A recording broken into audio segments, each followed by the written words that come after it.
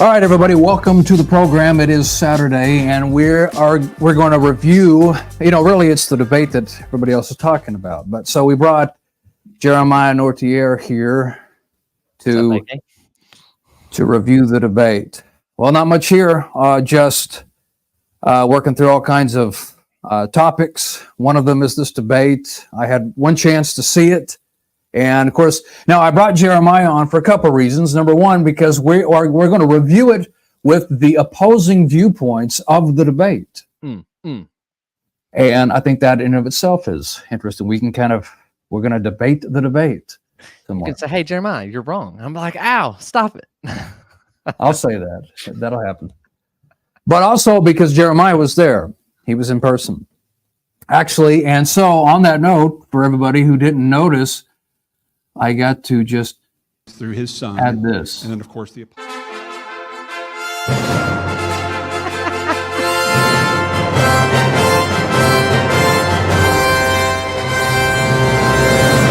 Oh yeah, I saw you. I didn't see that the first time. My 5 seconds of fame right there. Yeah. Now, how was the audio on that, by the way? It was good on my end. I just asked people.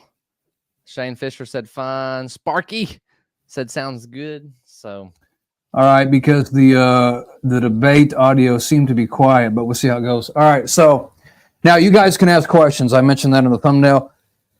As we go through it, send a question at Jeremiah or at me, and I can't say that I'll get every one of them because we are going to be primarily dealing with the debate material, but I'll try to pick them out as we move along to get you guys involved, and we can kind of, we can kind of throw it back and forth a little bit. We can offer some rebuttals here. This isn't any kind of debate. It's not formatted, but a discussion. Thank goodness. I didn't want a round two with AK like that. Not prepared.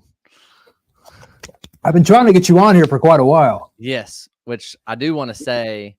I felt bad about that. It took me about 2 months to get this new studio. Bam! Got some of that Johnny Mac up there. And then we were going to do a show. I contacted you, had some family issues. And then I had David Lewis on. And you're like, guys, what the heck? I've been trying to connect with y'all, and y'all left me out. Yeah. Well, yeah. David said he was coming on, but we'll have to get that going. All right. But I appreciate everybody in the audience. Got a good number right here, 14. It's nothing like the apologetic dog audience, but I appreciate every single person. If you had Dr. White on here instead of me, it would be different. Well, that's true. That's true. Next time he's on yours, tell him to mosey on over to. Just so you know, and you know this, I just want everybody else to know, when I talk to Jeffrey Rice and Dr. White about future debate opponents, I'm always trying to throw AK's name in there. Well, I appreciate that. All right. Well, so, and when you guys ask the questions, we might have some responses to each other, but we're going to keep those brief so we can keep moving along. Well, we got one already. See, so let's start it off. So Adam Carmichael, AK is faith a condition for election? Well, I agree with the Calvinist here that it's absolutely a condition for election. Yeah, no, this is a good talking point because it kind of depends what you mean. Like faith is a response to the gospel, but unconditional election is kind of pulling back the curtains and saying, like, who is God? What does that eternal counsel look like? What's the exegesis and context of Ephesians chapter 1? And then obviously in John 6, does that support, differing theories? But yeah, that's kind of where it all boils down to. Yeah. So what I have said is that, let me say Reformed theology. So Reformed theology has unconditional election, but that's not unconditional salvation, because Calvinists and Reformed, some people don't like to be called Calvinists. I just mean it generally. They do believe you have to believe to be saved, right? But they believe God chooses who will be. So it's unconditional election. It is not unconditional salvation. I mean, and would you say that represents what you were saying just a second ago? Yeah. I mean, I think as long as it's qualified that in real time, there has to be a response to the gospel, which is faith apart from works. And the unconditional election really is addressing why some people believe and why some others reject. Okay, well, let me pull up the debate. I'm starting at the cross-examination. I think that's where the best stuff is. We'll go through as much as we can. So now, Jeremiah, anytime you want to make a point, just say stop, and I'll stop it. I do have a point I want to make. I really wish I knew who this person was in the chat. An unapologetic cat. Someone's trolling me hard, and I love it. Unapologetic. Yeah, I saw that. I got no idea. Never heard of them. Okay, now, I hope everybody could hear this. The audio was kind of soft, at least on his end. It may not be to everybody else's, and hopefully it's not. All right, so now I do want to set up some background here. Now, if you didn't see the debate, obviously you know from the title, it's a debate on John chapter 6. John chapter 6 is one of the big passages for the issues of typically known as Calvinism, Reformed theology. Obviously, the debate was about whether it contains the idea of unconditional election, which James White affirms and Jeremiah here affirms, which is typically known as a Calvinistic doctrine or a Reformed doctrine. And actually, Jeremiah is of the same, both you and James White are Reformed Baptists, right? Yes. As we continue to maybe get into this, I've learned so much from Dr. White, and I believe you, because you came and visited 12.5 when he came and spoke. And so he's been very influential in my life. So, yeah, I just encourage people to check out some of his books, even if you disagree. I remember Shane Fisher has messaged me, like, what are some good resources to kind of learn the Reformed Baptist perspective? And Dr. White wrote the book, The God Who Justifies. And so I recommend that book a lot of times to people. Yeah, now, so James White, believing in unconditional election, believes that God unconditionally before creation, this is the Reformed belief that God before creation unconditionally chose which individuals he would save. Unconditioned means that there's nothing about the person. There is no condition about them that he looks for to choose them. Rather, he chooses for his own mysterious good pleasure about who he will save, and then the rest of the tube, of course. But this is unconditional election. Now, Leighton Flowers, of course, I do hold a very similar, as far as I know, view to him in general. Of course, he's a Baptist too, isn't that right? Yep. All right, so he's a Baptist too. Now, we would disagree on a few things, and I don't know a lot about Leighton Flowers' debate. I will say this. Now, just as a little bit of a background, I used to listen, in my old job, I used to listen to audio all the time. And for James White, I listened to countless hours for years of James White, not just on Reformed theology, but on a lot of things that I agree with him on. I like James White a lot. When I first started hearing about Leighton Flowers, it was just because of James White talking about him. I eventually did see the Romans 9 debate. I mean, it's been a long time. I wasn't too impressed. Again, that's just from an old memory there.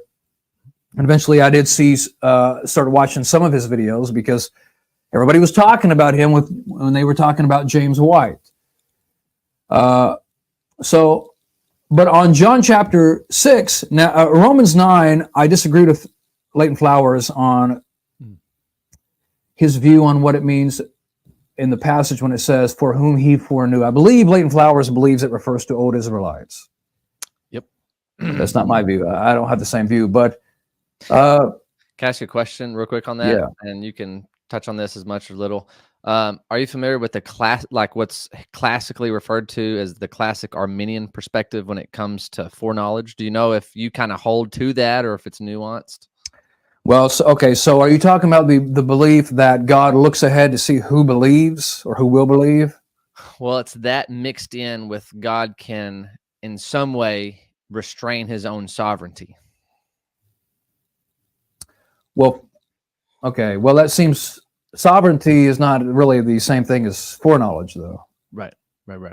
As far as foreknowledge, from what I understand, I mean, that they believe in some cases that God looks ahead in time to see who will believe and then chooses them ahead of time. And something like that. Yeah, and like in our debate, I'd love to reference people to go check out on your channel or my channel. We kind of got into some of the nuances of libertarian free will and how it necessarily relates back to who God is, and that's kind of going back to Calvinism. Is I can at least speak to my side, AK, of when people are like, "Why Calvinists? Why do you think these proof texts prove Calvinism?" And something that Dr. White said many years ago, I'd love to hear your thoughts on this, is he says, when you look at the acrostic tulip, the 5 points, he said that necessarily presupposes the S. Now, sovereignty, we all agree with that word, but what does that mean? The Reformed is kind of committed to saying absolute sovereignty includes a divine determinism, sovereign purpose of whatsoever comes to pass. And he's always said that's the bedrock for tulips. So he's always said stulip is really how it should be understood. And I've also tried to explain to people, you got to start with who God is. And then once we understand who God is according to how he's revealed himself, then we just need to be consistent as we study like an anthropology and who man is from there. Yeah. Okay. Now, well, so just to respond to the foreknowledge thing, that's not my view. I don't believe God looks ahead to learn. I don't believe he learns. I'm definitely not myself omniscient about God's omniscience. There's some difficulties there. But I don't believe he looks ahead to learn. But so you asked about sovereignty, and so my view is God is absolutely sovereign. Now, Calvinists and Reformed theologians, they talk about God's sovereignty, and to me, and not to debate this issue particularly, but you did ask, I believe what they mean when they say sovereign is at least they include the concept that, really, as you mentioned, that he determines everything. I don't believe that's a definition of sovereignty. And the idea of God restraining his sovereignty, well, I wouldn't say that. I would say because he is sovereign, he could choose not to do certain things. If he wants to just allow his creature, man, to make choices that he, God himself, doesn't determine irresistibly in some sense, then he can do that. That's not a restraint of sovereignty. That's a restraint of acts. That's a restraint of doing something, you know. But he's sovereign even when he's doing that, because if he wasn't, he wouldn't have the ability to do that. If he wasn't, he couldn't choose to do that. But the very fact that he could choose to let somebody else choose means he possesses the right to do it. That's my view. We'll have to go round 2 on that one of these days. Okay, everybody, you heard it. Round 2 is coming up soon. Oh yeah. Hey, and I was going to say though, I forgot about this. Now, not everybody in my audience knows Jeremiah. Probably most do. I mean, it's not like I have a huge audience yet. But for anybody who doesn't know you, I told you I'd give you a opportunity to say whatever you want about yourself. Make our screens bigger a little bit before we dive into the video. I want people to see that studio. Bam. Hey, Pastor Nathan, who you met at 12.5, he's working on building me a neon logo of the apologetic dog to fit on those back panels. So look forward to that. That's cool. Yeah, so my name is Jeremiah Nortier. You can find a lot of my apologetic content at, you can kind of see the name here, the Apologetic Dog YouTube channel. Look for the bearded dog, and you know you've arrived at the same place. Please know my heart, even though maybe some of AK's audience and other people tuning in that disagree with me. I don't think that a person has to be reformed in order to be saved. What's at the core of my apologetics ministry, you'll see 1 Timothy 6:20 floating around in the logo on my site and things like that. But Paul tells Timothy, "Oh, Timothy, guard the deposit that's been entrusted to you." And so I think he's talking about the gospel of grace. And it is a gospel of grace that looks to the finished work of Jesus in faith, apart from our works. And so you can look at a lot of my content to see what I mean more by that. So I appreciate you having me on, AK. I know we wanted to do something like this ever since our debate. I know we kind of wanted to talk about our debate from the last summer, but just so much time has passed. But I had fun. That was my second in-person debate, and I think that was your second in-person debate as well. It was my second. The first one was not ever made public, but yes. Well, actually, I take that back. I suppose it was a third one. I had one when I was really young, and I didn't know what I was doing really, but that didn't make the rounds either. Now, you don't preach in the pulpit, so you're a very articulate speaker. Now, I say you don't preach. Do you preach? Yeah, I'm the primary preacher at our congregation. Awesome. I was not. Where are all your sermons at then? Well, we don't record them. I mean, it's a small little congregation. I have thought about getting the camera, and I thought about that recently, starting to record some of those. Gotcha. Yeah, But, start yeah. recording those bad boys. Now I'll start doing that. All right. So, so once again, this ought to be interesting for everybody because I just want to emphasize the same two viewpoints that oppose each other as the debate. And what kind of debate? Now, I like to be disciplined about what my objective is in any video or debate. You know, we could go on forever debating some topic or another that we reference as far as our disagreements in these issues, but I tend to do it a little bit and then try to stay focused. You know, some people say, well, why don't you go and talk about that issue more? Well, it's just because I try to stay with the objective. We're reviewing the issues as it pertains to John 6. And to remind you again, you could ask questions throughout the discussion. We might pause and answer those as we did. Just make at Jeremiah or at me, and we'll take a look. All right, Jeremiah, you ready to start listening? Let's go. All right. Here we go. This is the cross-examination, and White is up first. I don't know if we'll even get to Flowers, but yes. Okay. Dr. Flowers, is it still true today that no one is able to come to Christ unless they're drawn by the Father? Hey, Everyone Kat, I must don't be see a drawn in video. order to come. I don't know if everybody else can. I can hear it, but I don't see anything. you don't see the video. Well, that's weird. I see it. Okay. Anybody else? Okay. Anybody else not see the video? So I'll wait for. Well, that's weird. Why would they not be able to see it? See, you could see it just fine earlier, right? Yep, I could. That's weird. All right, let me remove it and try it again. Strange. See, I haven't used StreamYard in so long. We gotta get you with that Ecamm Live. Yeah, is it free? That's why I use You gotta StreamYard. pay to play. Yeah, all right. So I got a tab. How about now? Yep. All right, let's try it again. Come to Christ. The drawing is the teaching. Just like you say in your own book, you actually ask the question, how does God draw them? By teaching them. I agreed with you on that point. He draws by teaching. And so you have to be taught, like Paul said, how will they believe in one whom they've not heard? They have to be taught. There has to be revelation. There has to be light. Okay, now, Jeremiah, if I may answer the question myself, I also would say that, just as the text says, that no man can come unless drawn. I mean, that's one of the clearer parts of the text. So that would be my answer. Yeah. And this is where it's so interesting because I love Dr. White, and he understands the Greek language so well. So that's not one of my strong points. So when someone says, what is the drawing? There's a lot of different ways to answer that, and I do think one legit answer is kind of appealing to verse 45, but in verse 44, no one can come to me unless the Father who sent me draws him, and I will raise him up on the last day. So a lot of the question is, what kind of ability, what kind of inability is being talked about here with no one can come, and then the talking about the drawing. So I think verse 45 is kind of indicative of what that drawing looks like. This is where we have to interpret. And so for people, getting mad in the side chat and stuff, is saying like, it doesn't say that. And it's like, well, we're interpreting what that is.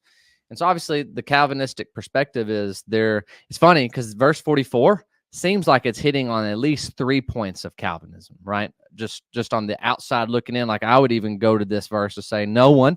This would kind of assume in some way, and we can kind of draw this out in the context, total depravity, can come to me unless the Father who sent me draws him. This is kind of an irresistible means that we would appeal to.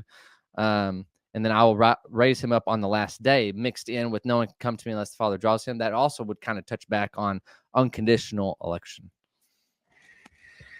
Yeah, so I was going to go into it a little bit more as we move along. My view is pretty similar to Flowers when it comes to John chapter 6. I believe the primary thing he's talking about here is the same thing he's been talking about, which is now that the Son has shown up on the scene in Israel, that God is now shifting the people that were following him, Yahweh, to the person of Jesus Christ. And so the people is being given to him. Now, of course, it's understood about Jesus being divine and pre-existing, but we're talking about him as the Son, who's now has a ministry among Israel. I believe that's what he's talking about. He's drawing.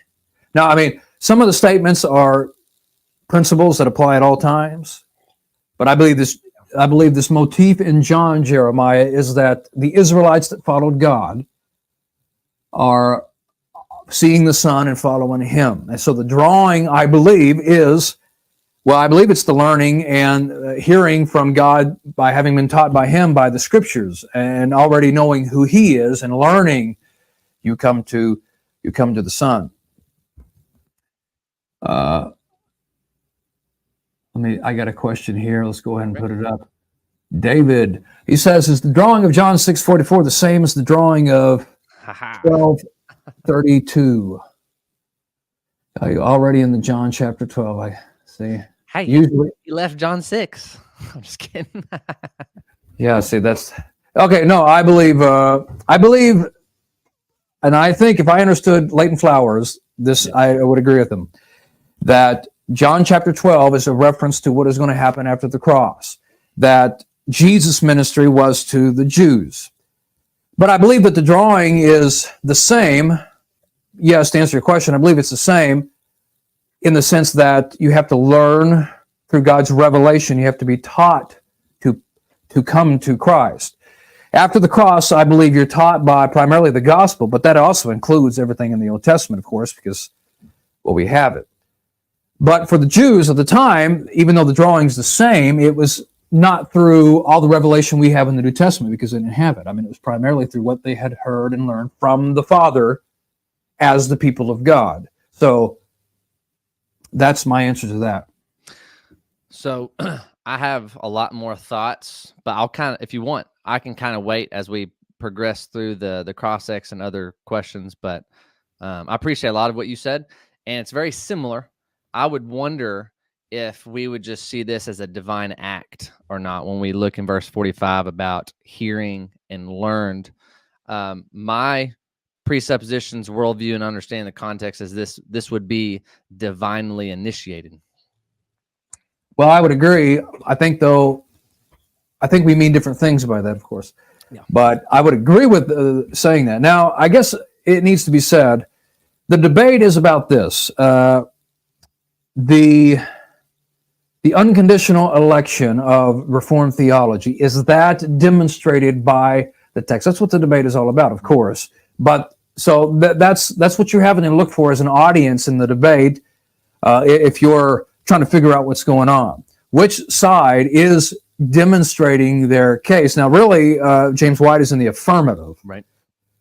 And so it's his job in the debate.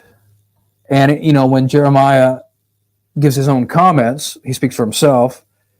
I think that's what he's here to do, is try to demonstrate that he sees it there himself. I don't see unconditional election in there. I see it as conditional. So that's what we're talking about. Yep. All right, but we'll comment more as we move along. I got a lot of Monet on this side to cash in with as we go. Oh yeah. Let me. I got to bring the screen back. Share. All right. Can you see it? Yep. Looks good on mine. All right. And so they have to be drawn by God. So why is it that no one has the ability to come to Christ? Don't we have free will?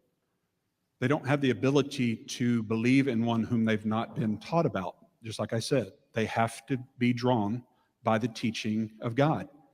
So it's a matter of communicating facts or data to someone? Is that what the? If you want to call the gospel facts and data, Okay. I mean, the gospel is the power of God into salvation. It's the light. It's the sword of the Spirit. I got to say, you know, I know why supposedly he wasn't feeling good. I mean, I believe that, but boy, he does not like Leighton Flowers, Jeremiah. There is a lot of tension built up from 2015 and being there in person. I mean, I basically had popcorn. I'm just watching it back and forth because you heard little snippets from just almost 10 years of tension built up coming out. So it did not disappoint watching these two live.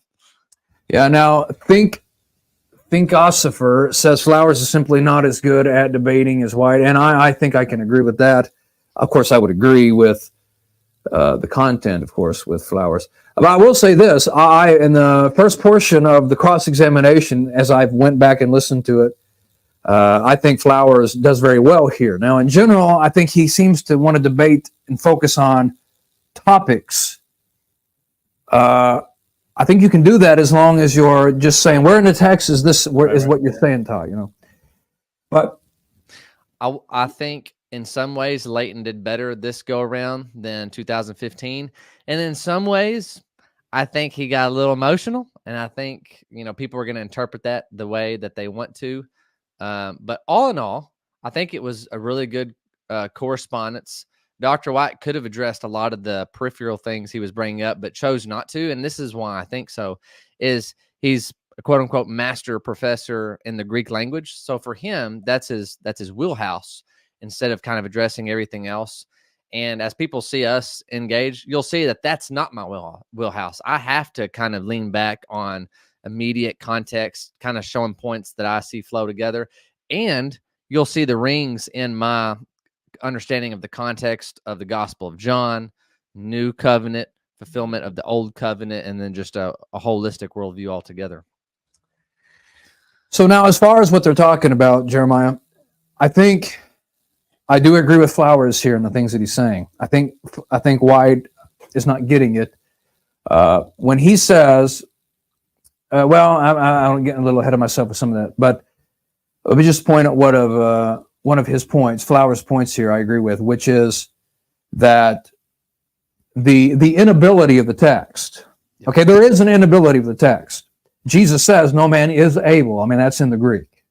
I mean, it's in the English, but it's in the Greek. We got to say that sometimes to give some emphasis. But that there's an inability of the text.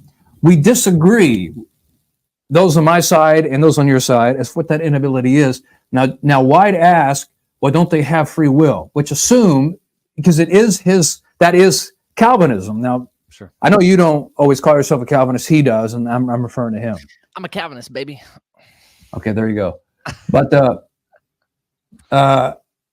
when he says, don't they have free will? I think that demonstrates a presupposition that he's bringing to the text, which is Reformed theology, that this inability affects your ability to make choices. But it's not an inability of the will. It's an inability to come without God's revelation to draw you.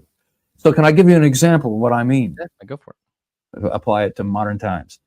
There's plenty of people, I mean, it's in the text itself earlier, but to apply it, today's time, there are plenty of religious people that think that they follow Jesus, that I'm sure believe. Let's take all the faith healers. Let's take all the televangelists, Kenneth Copeland.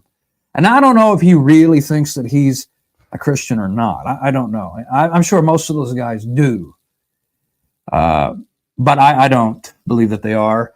And I'm speaking generally, of course. But they claim to follow Jesus. They take his name. They live their whole life religiously, quoting the Bible. And so I'm sure they do, to some extent, discipline themselves to some things that Jesus says. A lot of things, obviously, they don't. Greed might be one thing they could work on. But the point is this. They haven't come to Christ. They've come to what they think is Christ, but they haven't learned through God's revelation. For example, their heart hasn't been changed, for example, I think many of them, on greed. They're money lovers. They're deceivers. They're proud and vain, So they haven't, it isn't the revelation that they find here of the Spirit hasn't done anything in their heart. I mean, they haven't been transformed by it. And so they haven't really come to Christ. They think they have on their own terms. And so what I'm saying is this. No man can come to Jesus unless drawn. You can't really be a follower of his unless God has actually pulled you in through his revelation, which I think most of that you would even agree with, right? Yeah, because you got to think this is so loaded with Old Testament truths and history. I mean, even verse 45 is a quotation from, I think it's Isaiah 59. And so, I think about passages in the Old Testament, Psalm 19. Well, it's the law of the Lord that converts the soul. And so, absolutely, in order to be saved, believing, Romans 10 talks about faith comes by that hearing. And I would argue, and this is where, I don't put such a heavy emphasis on the people who are Jewish, because I'm over here saying what we see here has to be consistent even with a Gentile audience. Now there's continuity and discontinuity from Old Testament to New Testament. To me, that's wonderful, beautiful. We see a fulfillment of that. But I'll just kind of share with you my side for some of the convincing points of, the Calvinistic inability here, because it's really hard. I mean, this is where I wouldn't mind answering a lot of Leighton's objections that he brings to the table, as where Dr. White's going to say, nope, right here. Like, I'm just saying, I'm okay with extending that context. So this does seem to be a type of Jewish audience, right? With the feast of Passover and what have you. And Jesus is doing all these works of God in their midst, feeding the 5,000 with bread and loaves, wonderful, miraculous works, miracles of God. And so for me, going back earlier in the context is important for kind of understanding kind of this dialogue between this group of people and Jesus. Something I think is remarkable is they're starting to follow Jesus for all the wrong reasons. They're thinking earthly. They're wanting to have their bellies filled up, essentially. And then Jesus in verse 27 says, do not work for the food that perishes. And I just want to pause. They're thinking earthly. This is very reminiscent of Nicodemus, who is thinking in earthly categories, not heavenly transcendent categories. And he says, do not work for the food that perishes, but for the food that endures to eternal life, which the Son of Man, Old Testament reference, will give you. For on him, God the Father has set his seal. Then they said to him, what must we do to be doing the works of God? Now, this is remarkable because when I'm interpreting, and what I'm seeing is when they say, what must we do? They're thinking earthly. I think they're saying, what do we need to do to pull ourselves up by our bootstraps to receive these spiritual realities? And then I think Jesus kind of gives this working paradigm for the inability on their part. He said, he answered them, this is the work of God, that you believe in him who he has sent. So I think there Jesus is kind of giving the key of saying it's not something you do. This has to be a miracle, a working of God, which other places the Old Testament say that he must graciously grant as a gift. But it's something that God has to work at. He's just saying, I'm talking about believing in the Son. And so I think verse 30 onward kind of demonstrates their inability to understand what he's talking about, because they said, what work do you perform? And I'm over here like, guys, he just did all these miracles in front of your eyes. He did the works of God in front of you, your very eyes, and you still do not believe. And I want to throw it back over to you. But since I'm not an expert in the Greek, I have to look to broader context. And so I think in John's account, I know I'm going a few different places. I'd probably be chastised for not staying in John 6. But when we do go back to, I mentioned Nicodemus earlier, and in chapter 3, a couple things here. We get a working anthropology of man. And I know you're just going to be like, Jeremiah, don't say that. And I'm just saying this is what's been meaningful for me just in my exploration of the text and just being prayerful and seeking wisdom. But verse 19 of chapter 3, it says, and this is the judgment. The light has come into the world, and the people love the darkness rather than the light, because their works were evil. For everyone who does wicked things hates the light and does not come to the light, lest his works be exposed. It keeps going there, but this is kind of in response to Nicodemus, to which Jesus said, you can't even see the kingdom unless you're born again.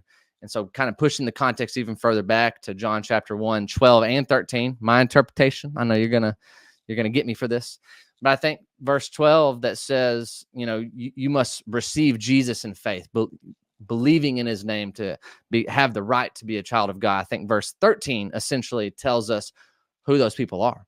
It's those people that it's not a natural will of man, like these gungus movers, these grumbling Jews in John 6. No, this has to be the will of God. You have to be literally born from above. And so my point is, AK, I know I've rambled and preached a little bit here, but this is the type of divine act that I see working with giving the divine revelation. People can hear the gospel. People can be confronted with the law and the prophets, but not everyone believes. And some people even mechanically go through the motions, but the heart has to be engaged. There has to be a work of God in the heart to believe Jesus. So sorry that took so long. Well, that's all right. Well, let me say this first. As you mentioned there in the beginning, I do believe what Jesus is saying about being drawn applies to everybody, Jew and Gentile. Now, what I was saying is at the time, it just isn't happening for the Gentiles. It comes to the Jew first. That was Jesus' ministry. And there was something unique. And I think this really applies when you're talking about some of the earlier passages, is that the people of God, Israelites who were faithful to God and had been transformed in heart by the scriptures in their lives, would also come to the Son. Those are the people of God being given to the Son. But yes, when Jesus says things like, no man can come to me except drawn, and I will raise him up in the last day, and all those statements, I do believe those will apply to everybody, just not at that time, not to the Gentiles. That's where John chapter 12 comes in. David Lewis had asked about that.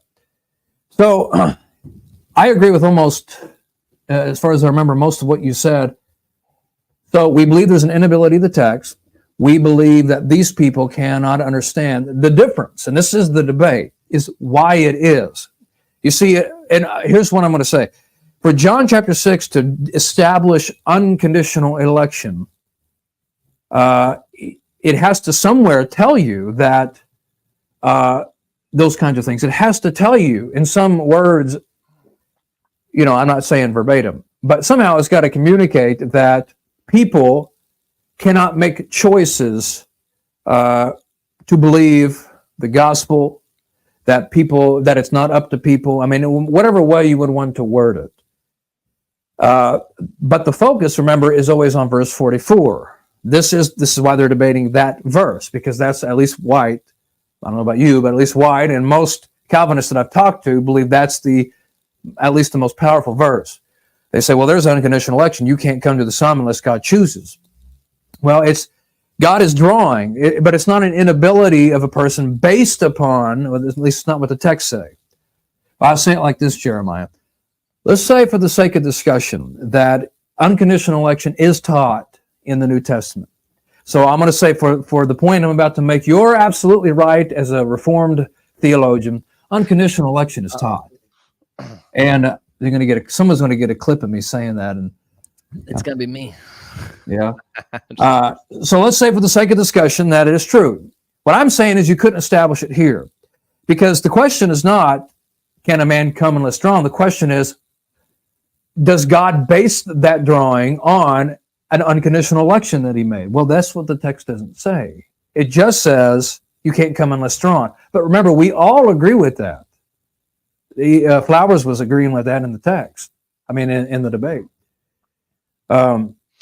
Got to chime in a little bit. Go ahead. Interesting part in the cross-ex. I don't know if you're going to play it, but White did kind of ask for a standard that would convince Flowers that unconditional election would be true. And the verbiage was, if this drawing is a divine act. And we may have to play it to see exactly what White said, but Flowers said, if that's a divine act, then Calvinism's right, and this teaches unconditional election. So I like to say the burden of proof is saying, hey, is this a divine act? That's compelling to a lot of people if we can establish that, or maybe in your case, what kind of a divine act, right? Well, yeah, I'm not sure what reference you're making to Flowers, and I'm not saying he didn't say something like that. Not what I would say. I believe it's a divine act. I believe David Lewis, I think, asked us earlier, do I believe God has to work internally or something? I think you said. Absolutely. And the way all these things that God has done are divine acts. When he sent the Holy Spirit to the church and moved apostles and prophets to preach, when he inspired men to write down the message, and when even by providence, it's called providence, by the way, a divine act, to preach the gospel. I mean, when God is acting, even providential, it doesn't have to be supernaturally, it doesn't have to be miraculously. Anything God is doing is really actually a divine act. I think what is being asked is about an internal supernatural act.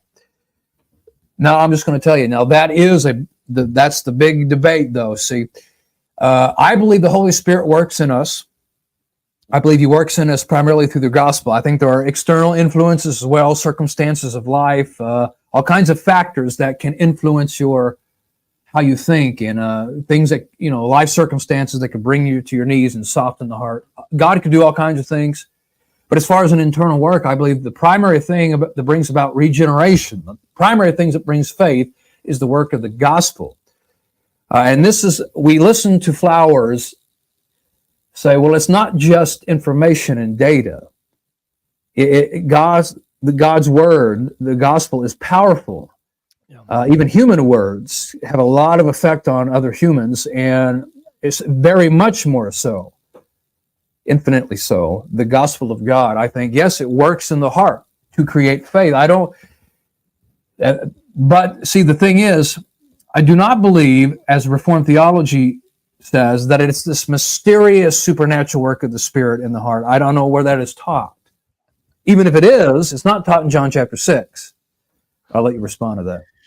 Yeah, no, I appreciate a lot of what you're saying. A lot of it goes to, I think, holistic worldviews. I think, yes, we do have to exegete the text, but if we're thinking holistically, the whole counsel of God, especially in the immediate context, it's going to color how, because to me, if I see no one can come to me, Jesus says, unless the Father who sent me draws him, I'm over here saying, wow, it's so clear to me that there's an inability that no man can come to this saving knowledge to learn and be heard unless there is some type of divine act. And for me, and I'll just lay my cards out, I don't presuppose a libertarian free will. So my framework is just saying, okay, there is an inability on man until God moves. And when God moves, Jesus is the perfect savior to raise them up on the last day. So the Holy Spirit's assumed here. The Holy Spirit will be mentioned in later chapters of John. For me, what's something that did get brought up in the debate a little bit, AK. So this quotation of, I think it's Isaiah 59 here, when it says, it is written in the prophets, and all will be taught by God. Everyone who has heard and learned from the Father comes to me. Okay. So if this is quoting from Isaiah, I believe this is in the context of the new covenant. So this is where it gets really important for me and kind of overall systematic theology, biblical theology. So we're starting to look in multiple passages in the prophet Isaiah about the new covenant, an eternal covenant, a covenant of peace or shalom that can never fade or pass away. This is so important because God promises in the new covenant that he will write the law, the Torah, on their hearts. And so we would see this as a divine act that God is doing. What's interesting is these are Jewish people here in John chapter 6, and yet they're rejecting. And so I would interpret that they have heard the law and the prophets, but they do not understand. Now, later in John, we need some of these hearing yet not understanding, seeing, and not actually perceiving, because Jesus has to be lifted up for all men. I'm saying in the new covenant, though, that heart of stone is replaced with the heart of flesh. This is new covenant language. And for me, it's effectual divine acts all over the place. But you can see in my response, I would kind of go elsewhere. Like this quotation out of the prophet Isaiah is very important for my understanding of the new covenant, who is Jew and Gentile. That's why I'm over here saying, yeah, the audience relevance may be the Jews, but the new covenant is made up of believers that God has written his law upon their hearts, taking out that heart of stone, giving a heart of flesh. That's both Jew and Gentile. So I said a lot there. Sorry, AK. That's all right. You don't have to apologize. You apologize a lot. Hey, listen, I make people mad. I'm like, well, I do too. That's the art. That's the art of the word. But okay, well, again, I agree with most of what you said. I just want to say we both believe in an inability. See, that's what the debate is. But what is the basis for the inability? Is it because God has unconditionally chosen certain individuals and not others before the foundation? Now, that's unconditional election. But it doesn't say that in the text. Now, it could be true for the sake of argument. Let's say it's taught in every other passage in the Bible. But it isn't said there. It just says you can't come unless strong, that's the agreed part of the debate. That's what we all agree to. But the unconditional election is the presupposition that drawing, or the reason they can't come, is based upon ultimately an unconditional election of God, and then also the T, and then so forth. Now, those, I argue, Jeremiah, cannot be established from the text. And I want to say again, though, that I also believe these things are divine acts. I just don't assume that, and it is an assumption from the text, not necessarily. I mean, you would say that you've got other texts. But as far as the passage, I don't presuppose that this divine act is irresistible, and I don't believe it's based upon an unconditional election. And that's important for the audience, because I get that a lot. So let me repeat it again. We all agree that salvation is a divine act, and the transformative work of the sinner into a saint is a transformative work of the Spirit. And I believe that no man can come unless drawn. But I do not presuppose from the text, John 6, that it's an irresistible draw and that it's based upon an unconditional election. So I'm just trying to make myself clear. I have a question. Sure, go ahead. What's your understanding earlier in the context when Jesus answered them, "This is the work of God, that you believe in him whom he sent"? I believe, I've kind of debated that back and forth in my head. I think maybe at least two things that could be. That he could be saying what kind of everybody is saying, that he's trying to say, well, here's the work. If you want to do a work, here's the work, believe. Now, that's why some people will say, well, even faith is a work, therefore. Well, I'm not sure. I think another option, though, is what he's saying is, well, you're asking what works you could do, and you're asking to do the works of God. Let me tell you what God himself has done. If you want to ask about God's work, he's saying, here's what he's done, getting you to believe. That's what he does. That's his work that you need to be focused on.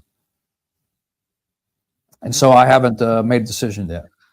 Another question, and hopefully people see how, even if they're not convinced, as I'm kind of drawing out the circle of the context, people might be like, okay, I still reject all that Reformed theology stuff, but I can at least see better where they're coming from about what kind of inability is established here in the context. My other question is, verse 45, that's citing Old Testament promises of the new covenant. What is your understanding of when the prophets or the promise of the new covenant says that God will write the Torah on their hearts? And then Ezekiel 36 parallel says, I will take out the heart of stone, give them a heart of flesh. And then the next chapter talks about the valley of dry bones. Just kind of what do you look at? Because to me, that's the divine act that I see taking place. Okay. Writing the Torah on the heart. I could preach on this all day. I got videos on this. Okay. So I got to be brief. Okay. So to have the law in the heart is the difference between having it external to you, written on, in their case, stones, and having it without the need of external control, because it's who you are. So it's like this. It's what the Sermon on the Mount is about. The Sermon on the Mount is the difference between external control, a law out there, outside of you that says, do this, don't do this, and you got to look at it and say, oh, I got to obey this, I got to do that. Based upon, get rid of that. It's who you are now. It's in your heart. So The law in the heart just simply means you don't need a law to tell you don't murder your neighbor, don't steal his things, don't commit adultery with his wife. Because the law being on your heart means you don't want to do those things. You love your neighbor because it's now a part of who you are. It's internal control without the need of external restraints of law. So when Jesus says, you've heard that it is said, do not commit adultery, but he that looks upon a woman has committed adultery already. He looks upon a woman to lust after her, that's important, has committed adultery with her already. What he's saying is, okay, it's fine, you scribes and Pharisees are righteous, you haven't committed adultery, but inside you are, so you don't have the law in your heart. You have it outside, it keeps you from externally doing it, but you're no different from the adulterer on the inside, and he wants the law in the heart. So that's what the law in the heart is. It's when Christians, am I being brief? Because I still got more to say, so I might not be brief. I was going to ask one more clarifying thought. So I think we agree the Imago Dei has the moral law already written on the heart. What's the difference between the moral law already being written on the heart versus something that's being promised in the new covenant of God will write his law on their hearts? Well, in the old covenant, you could be in the covenant without actually having a heart for God. Children were born into the covenant, and they had to be taught to love God, taught to do the things in the law. Yep. You had plenty of unbelieving Jews that were part of the covenant, plenty of wicked people that followed Moses out of the land of promise. So being in the old covenant did not make it certain whether you would have a heart after God, that you would put his law in your heart. In the new covenant, you don't get in until you've already begun that process. You hear the gospel, and you have a change of mind towards your sin. That's repentance. Your heart is already starting to change. You put your faith in Christ. Only people in the new covenant are those who have had a change of heart, and the process goes on. In the old covenant, you could be in it without the change of heart. You can't be in the new covenant without the change of heart. Yeah. So it sounds like with what you said, I agreed a lot with that. Now, I do think, Ezekiel 36 to 37, Jeremiah 31, that's distinctly new covenant language that God is doing. So I'm just saying, I think what we disagreed in there is kind of that relationship between regeneration and faith. So, because I think I hear a lot of what you're saying, I think, I agree, but I'm kind of interpreting what you're saying. And so, yeah, you have different presuppositions. Yeah. We both say God putting the law of the Spirit on the heart is something the Bible says that he does. You and I both agree that's some type of divine act, but we're still going to interpret that differently. Right. I would say that you presuppose it's irresistible and based upon an unconditional election. And effectual, baby. Well, that's what I mean by irresistible. Yeah, no, I know.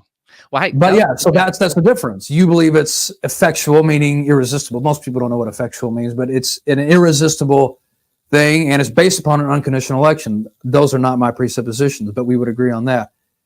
Now, but some of this drawing stuff keeps coming out here in this cross-examination. Let's get back to that. I got to pull it up again. All right, so I have to move my window. Share screen. And here we go. Can you see it? Yep, looks good. It pierces in through not only bone and marrow, but into the heart, and it affects our lives. Just like, you may say, sticks and stones may break my bones, but words will never hurt me. Words have power. Okay, so. Okay, I just want to make a quick comment here because I haven't gotten far again, but I've got the same question before from my Calvinist friends, Jeremiah, and maybe you've thought the same thing. The question that he got is, it's just a matter of hearing data. No, it's a matter of learning and being shaped and internalizing what God's revelation tells you and it changing your heart. Now, even Calvinists, of course, I understand you guys, of course, believe that it has to do the same thing. But again, presuppositions are different. You believe it's for those unconditionally chosen, that will be an effectual, irresistible thing. I believe the person has to let it into their heart. But the John chapter 6 doesn't tell us, which is, I think, the point of the debate. But so it's not a matter of data. And you did mention that all that Israel had heard, and this is, well, I don't want to get ahead. That's actually what they're going to talk about. So unless you want to respond to what I just said, I'm going to keep playing. Yeah, just in brief. For me, what's compelling is I would say it has to be a work of God. And if the bar is this is a divine act, and we're not necessarily presupposing a libertarian, incompatibilistic worldview, to me, the inability I see is no man can come to God, learn the truths of salvation that the types and shadows were in the law and prophet.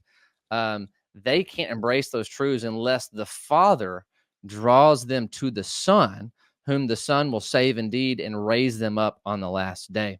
And so I just want to repeat, kind of put that back out there to say, like, that's a compelling reality for me that I see in the text. Yeah, but I would say though, again though, we're kind of both. Move on. I thought I was gonna get the last part.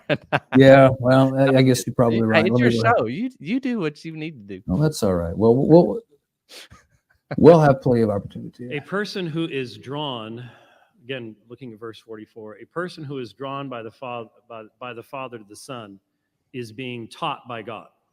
Is being taught the gospel by God the Father.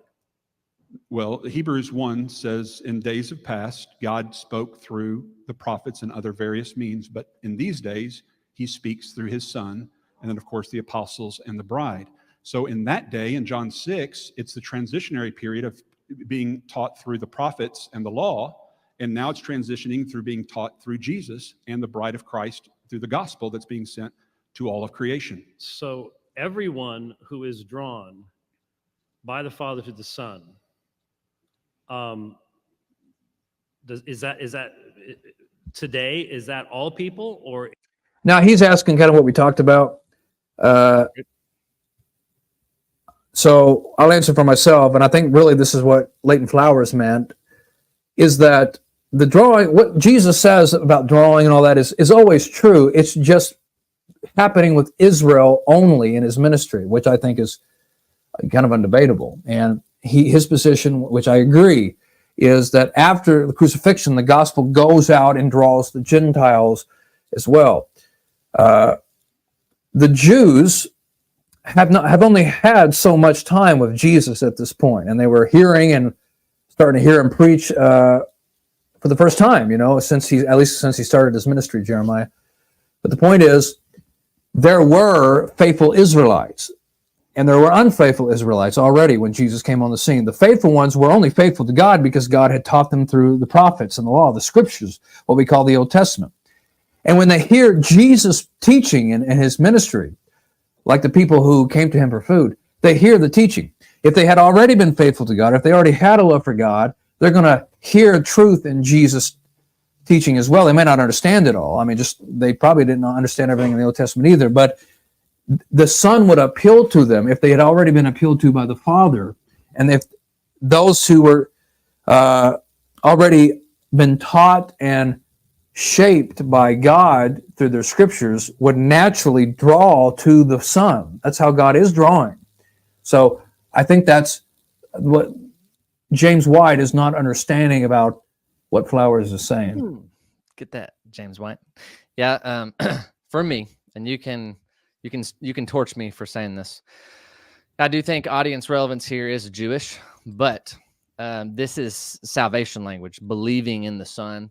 And so this is promised in the new covenant. Like you rightly pointed out, in the old covenant, mixed covenant of condemnation, ministry of death, ain't gonna save anyone. But the oracles of God promised salvation in the new covenant. That's why now we have some shared principles here. What's being said here in John is also going to be true after John chapter 12, because the new covenant contains both Jew and Gentile. And I believe that can only be made up of believers. So like when we do, I blame Leighton. Leighton brought up the book of Hebrews. Hebrews talks about how the new covenant has a mediator, Christ, who cannot fail to save to the uttermost. Dr. White would say, Pantelos. I love it when he does that.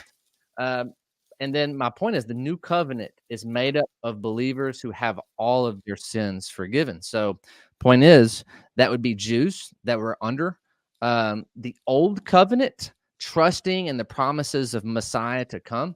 I would argue they need a divine act in order to believe those types and shadows that are promising the new covenant. So there is some relevance before the cross here, but everything we're learning in terms of anthropology, I would argue would have to be equally as true for Gentiles that come after, essentially, what is it, John 12:32. But you do understand that I also believe there has to be a divine act for somebody to believe. Yeah, and we do mean different things by that, and that's why I think a little bit the debate thesis proposition question could have been worded a little bit better, because I just tell people, look, if we're going to debate on a single point of Calvinism, that's a package deal. Like I was already telling you, I see at least 3 points of Calvinism in one verse. And even Dr. White in this, he started talking about an anthropology and total depravity. And so all that's kind of baked in when you're talking about one subject. You do have to kind of talk about more. And so for me, what's really important is verse 45 is a quotation talking about the eternal covenant of peace, which would be the new covenant. That to me is huge in terms of what kind of divine act is going on. We would differ on this. I would see a mankind. How can I say it that you wouldn't agree? That's in Adam unable to positively respond to God, in an unregenerate state. And therefore, they're like a dead corpse spiritually that God has to bring to newness of life. The Ezekiel 36, 30, 37, Jeremiah 31. So to me, to your point, that's kind of in my mind when I read these texts. And I'm curious, just why it dawned on me to ask you, when you're reading back in John chapter 3 about, like, to me, this is strong total depravity language. When it talks about Jesus had come into the world, and I know John 1 talks about specifically of the Israelites. I think you would agree with me, this would be kind of talking about all of anthropos, all of man, not just the Jewish people that have hardened themselves to the Messiah. But they loved the darkness rather than light because their works were evil. And I'm saying, like, to me, that kind of feeds into this. No one can come to me unless the Father who sent me draws him. Yeah. By the way, we got Mick Jagger in the audience. That's pretty interesting. We got who? We got Mick Jagger in the audience. Oh, I don't think I know this person. Well, he's a singer for the Rolling Stones. Oh, man, I can't believe he's here. I know. I didn't know he was interested in this, but well, once again, we can agree on most of what we're saying. It's the presuppositions behind it, which, and I could take the time to go and argue for my presupposition, and you could. But of course, the question of their debate is, right? See, White has to establish the presuppositions. Well, he's got to establish that they're not just presuppositions he's bringing to John 6 for unconditional election. He's got to establish it from the text. I don't think he can. I'm sure you would say that he could, but that is their debate. And I want to emphasize, though, what I'm saying, Jeremiah, about the Jewish thing. Primarily, why that has to be understood is in the earlier verses when Jesus says, "No, all that my Father gives me." Now, in 44 and 45, those are pretty much universal statements. But the context is important when you talk about those earlier verses, because I believe the people that the Father has given to the Son are not those he has unconditionally chosen. I think that's the presupposition. I believe it's in the context of the earlier chapters of John and through the whole book. It's the faithful Israelites that are going to transition to Jesus of Nazareth. And so I don't want to take the time now to go through the other chapters in John to debate that. I'm just saying, so like you and me, for the sake of time, in a debate, Jeremiah, I will always say, if we're debating a passage, the passage in the whole book is legitimate for debating because it's the whole context. And then other references to other books is fine, but you don't then make those the focus. I think sometimes Flowers does that, but anyway. But in our case, only using John 6 because we don't have time to have a debate ourselves, except for in brief here. So just using that one chapter, I would say that this is what White has to be able to do from John chapter 6. That statement earlier in John, because this is one our Calvinist friends use, all that my Father gives me will come to me. The presupposition for Reformed theology is that's those he has unconditionally chosen. Well, even if that's true in other parts of the Bible, now of course, I don't agree with that. We're just assuming our theology here. Yeah, even if that were taught in other places in the Bible, it's not found there. Okay, I'm just doing what I'm determined to do, man, when I read that. You heard it here, folks. He just conceded. Someone's going to make that into a clip. Yeah. And so... you think we'll go for another hour or so? Because next clip, I may go get some more coffee. I'll play the next clip if you want to do that. I'll just say this point. That's what I'm wanting people to keep in mind. And when you do a debate, I got a debate. By the way, I tell you what, go get the coffee. I'm going to plug the upcoming debates. Plug some of my debates coming up too. Yeah. We'll see. If I do that, then people are going to watch yours because it's on the same day as mine. I can't have that. But no, actually. So, yeah, so Nortier here has a debate in Jonesboro again. I went up there last year in April, on April 5th. He has a debate on baptism at the 12-5 church, which is where I went to debate him on libertarian free will. So he's got that on April 5th. But I have to say, you guys, make sure you record it because you don't want to watch that because I got a debate on April 5th, although they might not be on the same time. So actually, I got a debate. Now, the reason I brought it up was not just randomly plugging a debate, is because it's a debate on passages.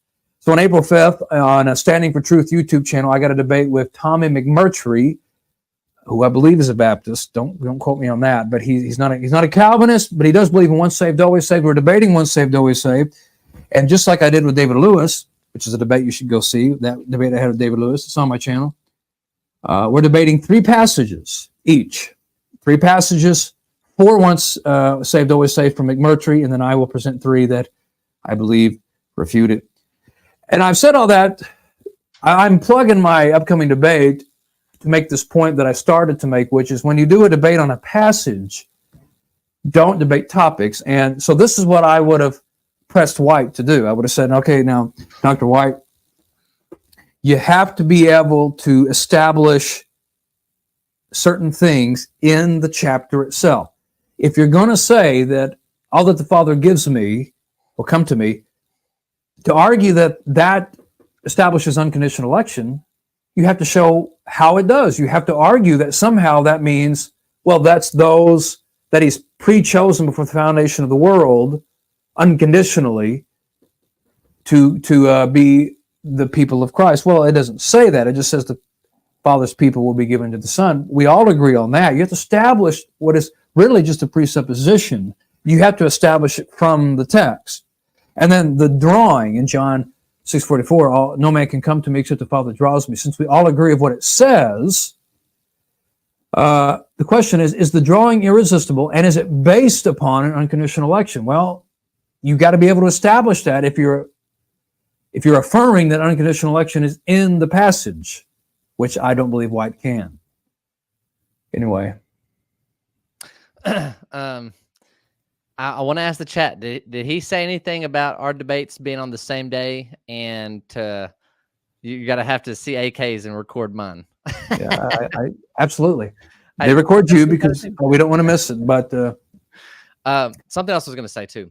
This is a little bit of the harder burden, I think, when being the affirmative, because in debate, everyone has to agree with what the Bible says. Okay, so that's where it's good if you know certain verses that are kind of obscure and you know the context real well. Sometimes what I try to do, AK, is I try to ask a question where I'm quoting a verse verbatim. Because if someone says, oh, I disagree with that, well, they've lost that point altogether. You know what I mean? Because you can't disagree with what the Bible says. We're disagreeing on its meaning. And so the harder burden of proof sometimes is the affirmative, because we're having to defend a interpreted phrase, unconditional election, where I think sometimes it's easier, and I'm going to put myself on the spotlight to say this. I think it's easier to say, well, the texts don't say that, and so you're going to have to prove it. And so when the proof is given, sometimes it's easier to say, well, it doesn't say that either.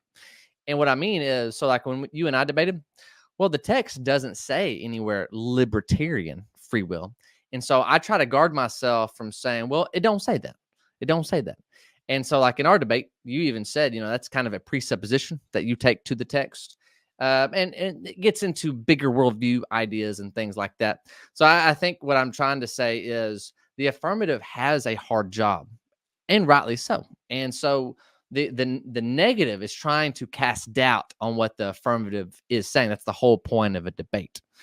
And so what I want to echo to people, kind of as we're kind of echoing our sides here, what I think is strong language of a particular kind of divine act that needs to be said. So notice what I'm saying is this is the standard for Leighton Flowers for Calvinism, but for AK, he's being a good philosopher. He's saying what kind of divine act. I like that. Is for me earlier in the context about believing that you believe is a work of God. Now, I would say for a lot of people, that is very compelling evidence of what it means to interpret that God is teaching, being taught by God, and those who have heard and learned. It's not just an assumed, to get into this, an assumed anthropology that says you have a categorical ability to deny or reject. I'm saying if that's not in the forefront of your mind, it seems to me smoother to say, okay, this is talking about a divine act of people under the old covenant that are hearing the promises of the new covenant that are responding in a positive way. They were in a state where they could not respond. They loved darkness, but now they're born again, barring language earlier in John. And like AK and I agree, I think the whole book of John is fair game. Now, you do want to ground your main points in the central passage. And so if I'm going to leave John 44, I want to go to verse 45. I want to go to maybe verse 65 in this chapter. I want to go back up to verse 37. All that the Father has given to me will come to me, and whoever comes to me, I will never cast out. And then what I'm trying to just remind the audience is what's compelling to me is that the work of God is that you believe. And so believing is a work of God, not of man, which I would argue kind of fits the context. I'm gonna go get my coffee, so don't say mean things about me. Okay, well, I don't want to debate it. I will say this, though. We can go see Jeremiah and I debate libertarian free will. I believe, because he said that I said that I presuppose libertarian free will. Well, I would say that everybody does until you're taught differently. And I think that's natural, and it's default, and it's because I think any other way causes logical problems. Jeremiah disagrees with that, of course, and he's not particularly there at the moment. I didn't want to get into that, but you can go see our debate on that matter. And that's what that issue is. Okay, so while he's still gone, let me just say this. I also got another, it's not a debate, it's a discussion on Marlon's channel, another debate channel called The Gospel Truth in June with Corey Minor from Smart Christian Channel. We're also going to debate Once Saved, Always Saved. Now, those are two different debates, really, because, well, they're not very different, but they're two different versions of Once Saved, Always Saved. Corey Minor holds what is closer to a Calvinist perspective. He claims he's not a Calvinist, which is fine. Tommy McMurtry isn't a Calvinist, so it's a different view. You could fall, you could become a rebel sinner again, be an atheist, and still be saved. He'll speak for himself. Yeah, that's coming on June 21st. Well, the one of Corey Minor, June 21st, April 5th, the one for Tommy McMurtry. All right, but anyway, let's get back into this. Say nice things. No. No, I mentioned something about them watching our debate on free will. You know what? I want your debate, or the debate on your channel. I want those to increase in views, and the one on mine. We only have about 1,000. To me, that's a banger. That's one that should go down in the history book. Yeah. You need to tell people to come watch it on my channel. Okay, let me see here. There we go. Okay, and go. Is there what differentiates as to who is being drawn by the Father? Well, we live in the church age, so that the drawing is by Jesus to himself. Jesus draws all people once he's raised up, and he's been raised up. And so he sends the gospel to go into all creation, and through the bride and through the gospel of Jesus Christ, through the teaching of the apostles, we are now being drawn through the teaching of Christ. So the Father is no longer drawing people to the Son? Well, there may be people who read the law and the prophets prior. It's people in the Jewish tradition may come to Christ through the teaching. Okay, I would have answered this differently, and I don't speak for him. I don't even know him, but God draws through revelation. But the way he drew the Jews at the time of the ministry of Christ was primarily through the Old Testament scriptures, because that's most of what they have had. That's what they had grew up. That's what they had already been taught.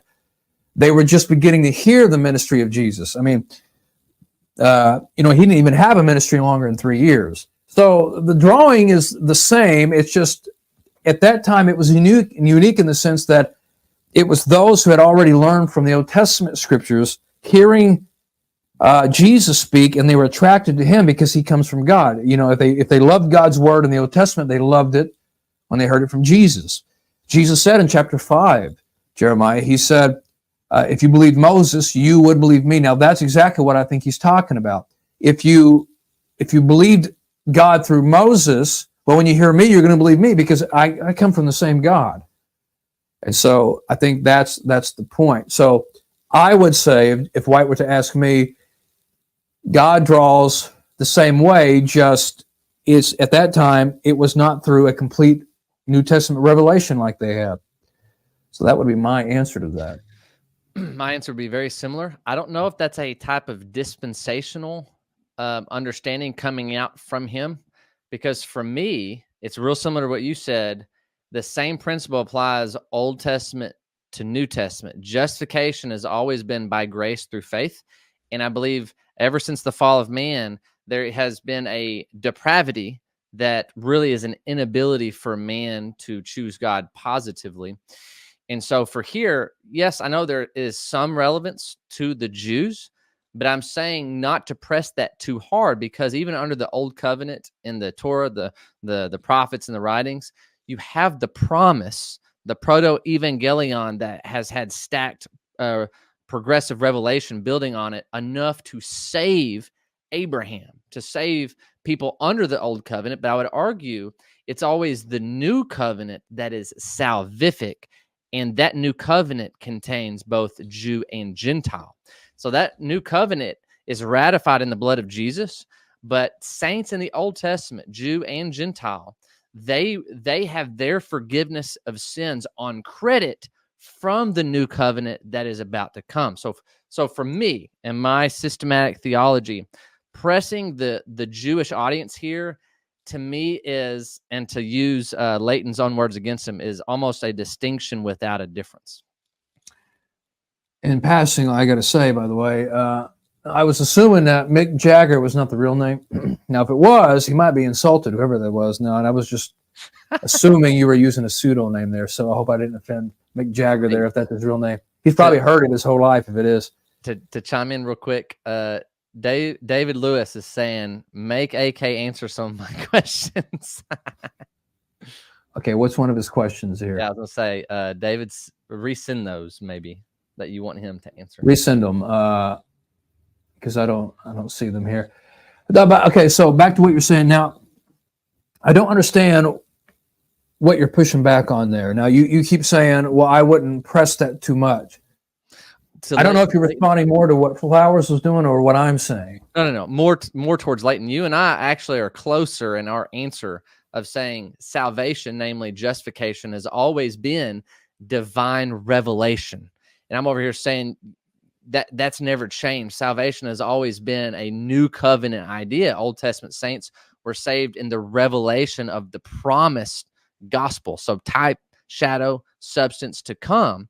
But justification, salvation has always been the same, whether Jew or Gentile. So to press, in my opinion, Leighton is kind of making a moot point here of just saying, well, this is primarily in focus about the Jews. Well, this is the same problem that Jason Breda, in a previous debate with Dr. White on the limited atonement, essentially, he was trying to say that the golden chain of redemption in Romans 8 is mainly about the Jews. And this is coming from Leighton Flowers.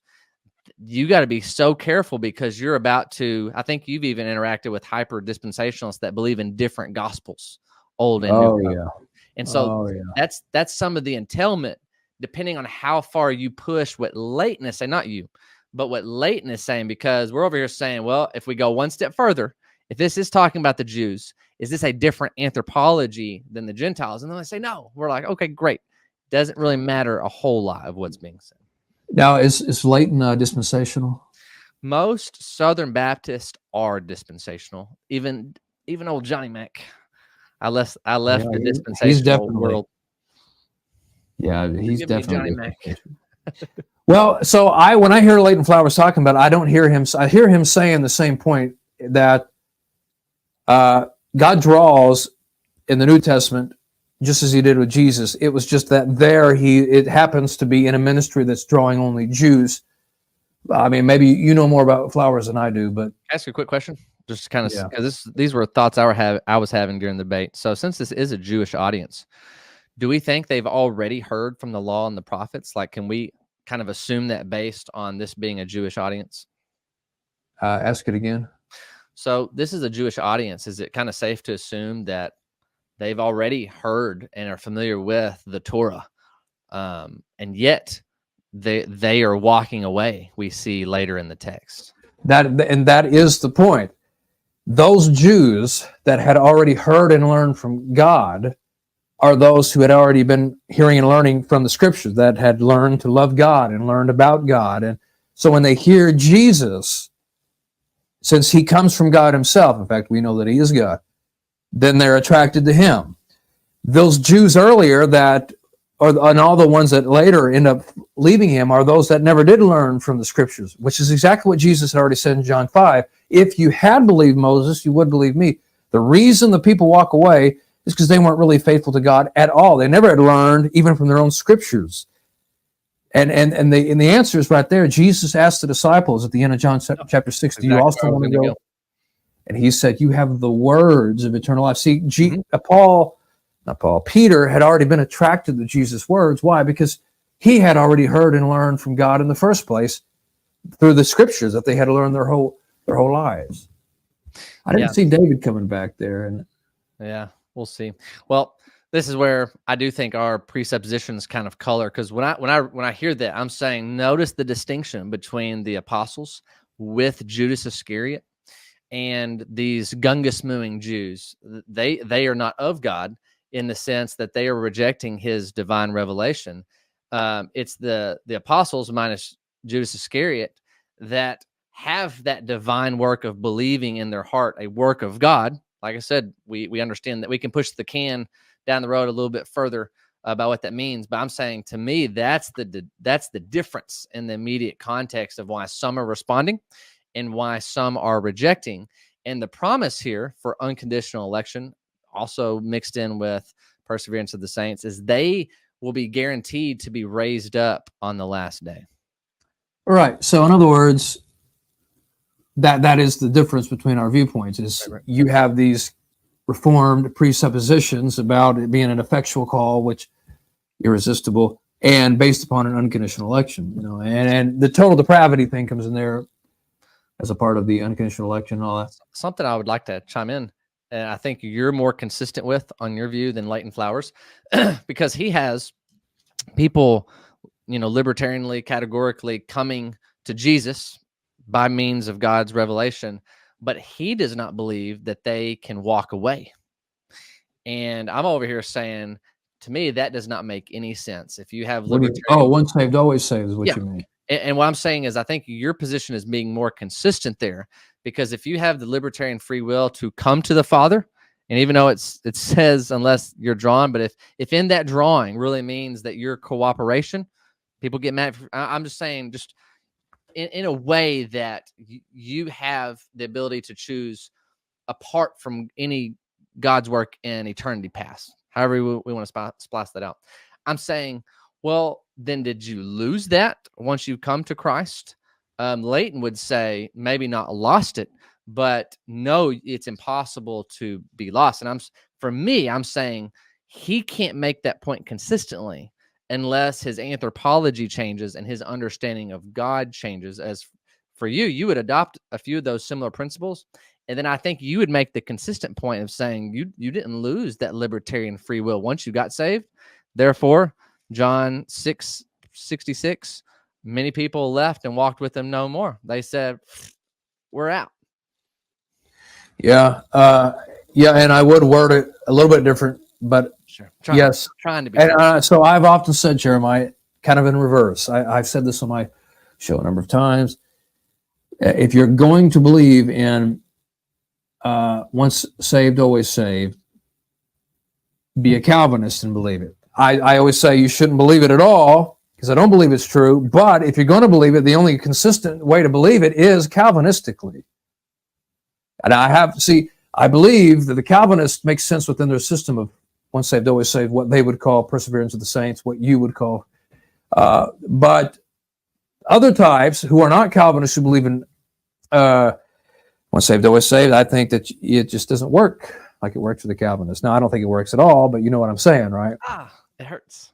No, and the reason why I don't really like once saved, always saved. Now, you got to think Reformed has because usually what's meant by once saved, always saved is you go say that prayer, right? Ask Jesus into your heart, and God's just waiting. He's wooing you with the Spirit, and we're over here saying, "Man, that's not how we view salvation." We see King Jesus breaking through the stony heart and rescuing a dead soul, bringing him to new life.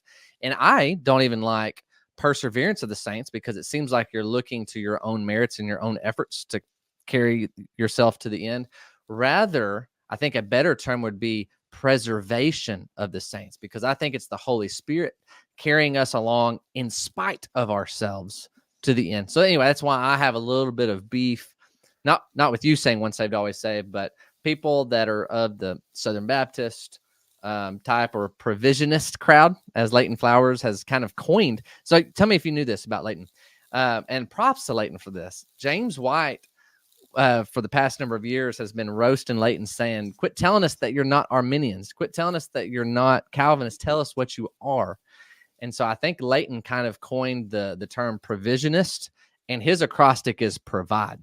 And it's different than obviously Tulip or the Arminian system. But all of what that means is they reject prevenient grace, and they just believe man's categorical ability not only exists with Adam, but was never lost after the fall. That's something that even our classic Arminians would reject. They do believe even the will and choice of man was lost at the fall, but God gives prevenient grace through the proclamation of the gospel.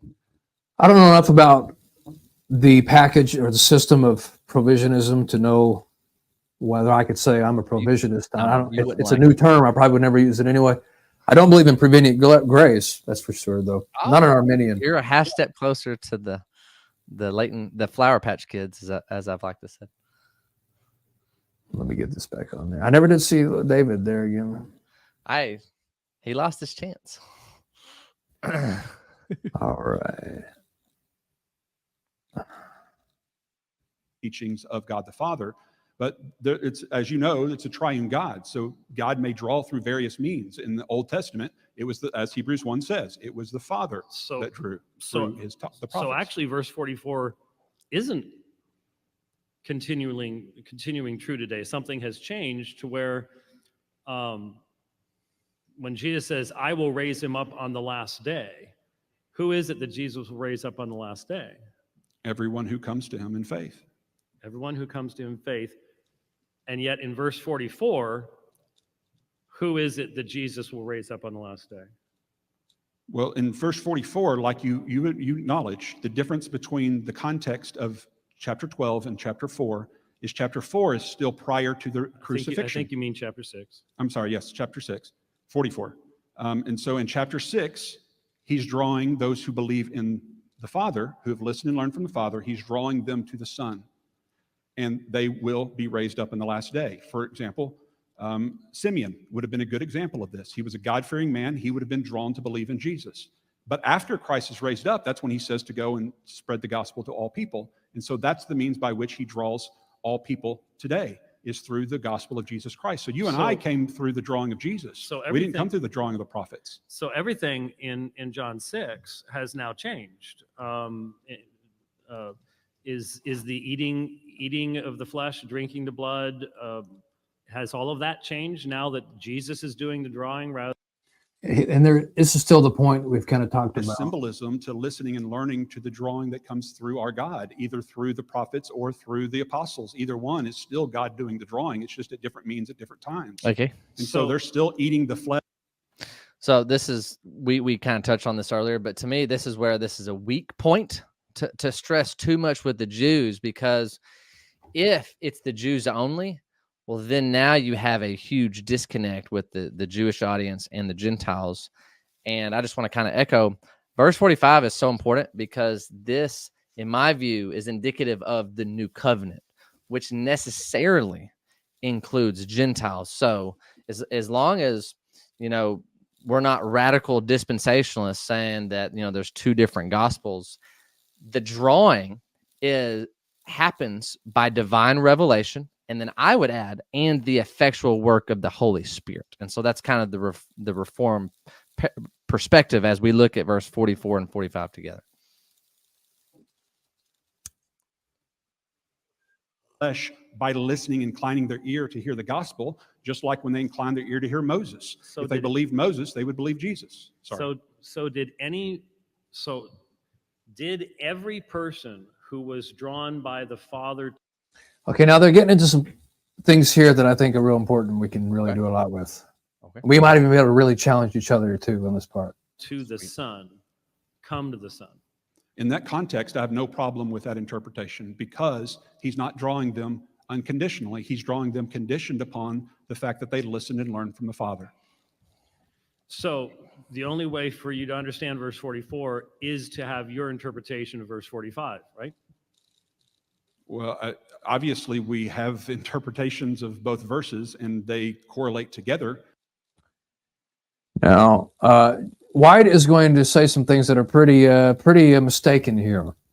Oh. But I think the point White is trying to press with his question is like he's backwards, like Flowers is backwards interpreting it. Now, I would disagree that that's what Flowers is doing. And I think anytime that Jesus says something and then says it in a way to make it clear, that's legitimate to say, well, that's obviously what it means. He just clarified it. But I believe that and when Jesus says draw, I think anybody could admit that that statement of itself is quite ambiguous. I mean, Jesus doesn't say anything just within the statement of what drawing is. I mean, if all you knew about the Bible and you read that statement from Jesus, you wouldn't know what in the world the draw was. I mean, it has to be either clarified or you could use further context, which I would say you can get from the previous chapters.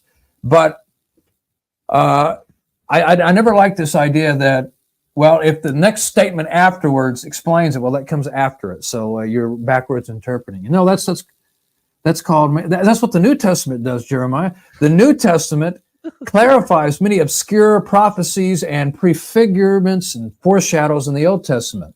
It makes it clearer. So future revelation can clear up things in the past anyway. To add to your point, if I could clear up what I think Dr. White means. Now, he said it first, and I have to say it second to bring clarity. I think what he means, though, is the assumption. This is just my thought. I think what he is accusing Leighton of, and anti-Calvinist, is there's an assumed anthropology in verse 45 that's unargued for all the time, and then that's shoehorned back into verse 44. I think that's the type of pushback he is meaning here, because what you said is absolutely true. In fact, I believe what's necessary for a reformed hermeneutic. Now, we all should be agreeing with the grammatical historical method of interpretation, right? If we're not speaking that language, if you're not speaking that language, then nothing is intelligible. Like, that's transcendental for human communication. Has to be. What we're doing it right now. But what's also necessary in the reform paradigm is what's called I'm trying to think of, there's a few different ways to saying it. A Christocentric hermeneutic. Now, you may agree in part with this. Dispensationalists do not agree with this. And so the Reformed, say like this is distinctly Reformed, but maybe they're shared principles. But in order to understand the Old Testament, you have to take Jesus with you into the Old Testament. Like on the road to Emmaus, Jesus said, he expounded on the Hebrew scriptures, the law, the prophets, and the writings. He showed them that it all pointed to him. I believe it's John 5 earlier in the context, or earlier in the book, verse 39. The Jews had twisted the Hebrew scriptures, thinking that they could obtain eternal life, but it was they that testified of Jesus. So kind of the hermeneutic we're saying is Christocentric, redemptive, historical hermeneutic, meaning when we go to these less clear passages that are types and shadows in the Old Testament, we're taking the New Testament with us. We're taking Jesus with us. And as Dr. White has said in the past, modern day Jews, they're reading the scriptures with one eye closed. They can't look at Isaiah 53 with its fulfillment. And so anyway, I agree with you in part that in order to understand the old, you have to have clarity from the new. But with Dr. White, I think he's challenging the precepts. You notice it's a presuppositional battle, right? Even though Dr. White's the affirmative, I think it's fair that he challenges maybe, because check this out. Do you remember what Dr. Flowers said his ultimate presupposition was? I laughed. I almost wanted to stand up and be like, but he said his presupposition is John 3:16. I'm like, oh my goodness. Yeah, of course. Like you got to be careful on the presuppositions. And I get it. I mean, the negative has to kind of say that to some extent, but we all have presuppositions. And so we rightly can challenge those as we go. But that's what I see a lot happening, AK, is when a meaning is attempting to be drawn out and we use modern vernacular, the other side says it don't say that. And we're like, we know it doesn't say that verbatim, but like you and I are talking about, we're talking about, well, what is the substance carry over into that vernacular? Yeah. But the significance of this debate is James White has to be able to demonstrate that unconditional election is not presupposed in the text. He has to establish it by the text. That is the debate. Now, he's cross-examining Flowers, so it's fine for him to also challenge his interpretation. But Flowers could at some point say, I may be wrong, but you're not right either. That wouldn't be. To me, that's the advantage of the negative. They get to cast out, and they're not technically defending anything, even though I actually think everybody's defending something. You just got to be able to know how to shift the burden of proof properly. What else was I going to say? And listening to them reminded me a lot of our debate as well, just talking about presuppositions and so forth. Yeah, cool. We were debating a topic, which is a whole different ballgame. Now, yes, so when I debated David Lewis, I would often say when dealing with his passages, I would say, I'm not claiming to be able to prove my position from this passage. I said, but are you proving yours? Were you negative? Well, when he had his three passages, he had three passages for perseverance of the saints. I had three against them. And then when I would debate his, we were talking about his, like John chapter 10, I would make cases. In Romans 8, I would say, even if your view is taught elsewhere, you must prove it taught here. And I could say it could be, it could fit.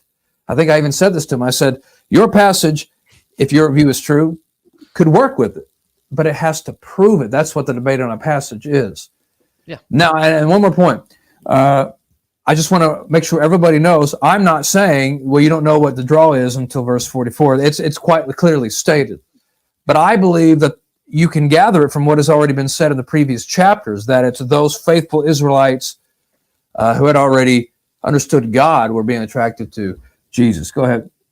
Yeah, this may be brought up later in the cross-ex, so I won't go super in-depth here. But one of the questions was, from Flowers to Dr. White, is, do you believe that draws here is synonymous with regeneration? I think he was even quoting one of Dr. White's books. And Dr. White just said, hey, that's not the language provided to us, revealed to us, so I'm going to deal with what John is saying here.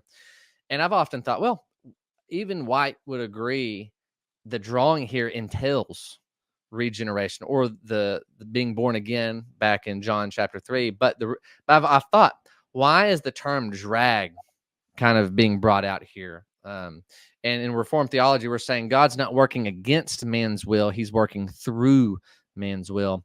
And I think this is, you can respond to it, or we can go back to the video, but I think this drawing not only necessarily entails regeneration in the Reformed sense, but it also includes the providence that leads up to that regeneration. Therefore, it's much broader in its scope than just being born again. So anyway, I just wanted to throw that out there. Yeah. Now, primarily what Jeremiah and I have done in this debate, we haven't really done a lot of debating each other. We've kind of offered opposing viewpoints at times.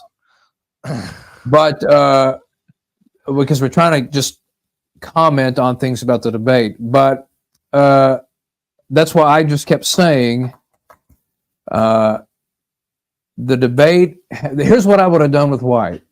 I would have said, all right, Dr. White, do you believe in unconditional election? You believe it's established from John chapter 6? That's what the debate is about. What's that? You would have said, prove it, buddy.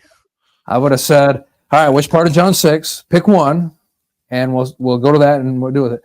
And whatever line he would say, I would say, all right, but how does it prove unconditional election? You know, so if he had said, well, he says, all that the Father gives me will come to me. I say, okay, well, but how do you know that those the Father gives me are unconditionally chosen? Where part of the text says that? And that's why I say that's challenging him to demonstrate those things from the text.